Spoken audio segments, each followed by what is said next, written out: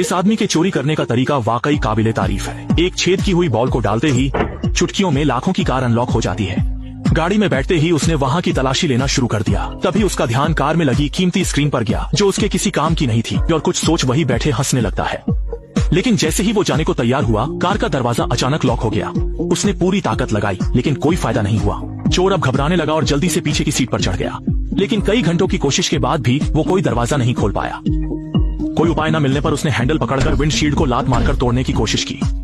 लेकिन इतना सब कुछ करने के बाद भी उसके लिए परेशानी बढ़ती जा रही थी। मजबूरन उसने अपना फोन निकाला और दोस्तों से मदद मांगनी चाही। लेकिन सामने से कोई आवाज न आने पर उसे एहसास हुआ कि कार में सिग्नल नहीं है। बेकार की कोशिशों के बाद उसने थोड़ा शांत रहना ठीक समझा। उसने देखा कि बाहर एक आदमी उसके पास ही खड़ा है। उसने अंदर से आवाज देने की भी कोशिश की, लेकिन कार पर काले ग्लास की फिल्म लगी थी। बाहर से अंदर कुछ नहीं दिख रहा था और दोनों आदमी उसे बिना देखे वहां से निकल गए। लेकिन अब रात हो चुकी थी और चोर भूख और प्यास से तड़प रहा था। तभी उसने सीट पर रखा अखबार को देखा। एक डॉक्टर की बेटी चोरी की घटना में मारी गई थी। शुरू में तो उसने इस पर ध्यान नहीं दिया। अगले दिन होते ही उसको एक मैसेज आता है।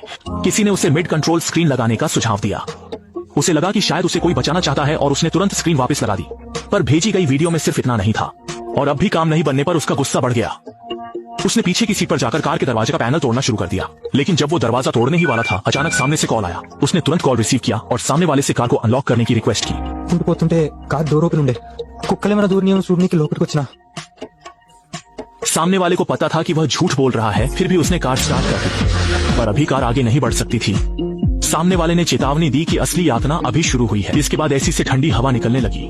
आदमी को यह अच्छा लगा, इसीलिए वो दोबारा अपने दरवाजे तोड़ने की कोशिश में लग गया। जैसे ही उसने एक दरार खोली और हाथ अंदर डालने की कोशिश की, अगले ही पल उसे एक तेज कट लग गया जिससे उसे दर्द होने लगा। और जब वो घाव को बांध रहा था, एसी की हवा अचानक तेज हो गई। उसने जल्दी से अखबार और फुटमैट लेकर वेंट को ढक दिया, लेकिन गाड़ी में इतनी तेज ठंड से वो कांपने लगा। अगले दिन सुबह चोर को उसी सेम कॉल ने जगाया, पर इस बार सामने वाला 30 सेकंड के लिए सिग्नल जैमर बंद करेगा ताकि वो अपने दोस्त को मदद के लिए फोन कर सके। लेकिन उसने नहीं सोचा था कि दोस्त उसकी फंसे होने की बात पर विश्वास नहीं करेंगे। सामने वाले ने बताया कि वो एक डॉक्टर है और कॉल कट हो गई। इसके बाद वेंट से कोई गैस निकलने लगी थी। चोर को नहीं पता था कि वो लॉफिंग गैस है और जोर जोर से हंसने लगा। नशे में उसे गाड़ी के अंदर अपनी पत्नी और वो बैठे नजर आ रहे थे। उसने वादा किया था कि वो चोरी नहीं करेगा और अब उसकी पत्नी तलाक मांग रही है।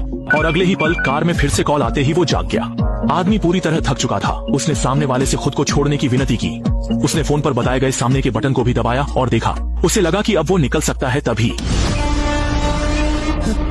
टाइम बम देखकर वो चोर उसे सामने रख पीछे की सीट पर जाके एक छेद कर देता है और जब भी कोई बाहर से गुजरता वह पूरी ताकत से चिल्लाने लगता।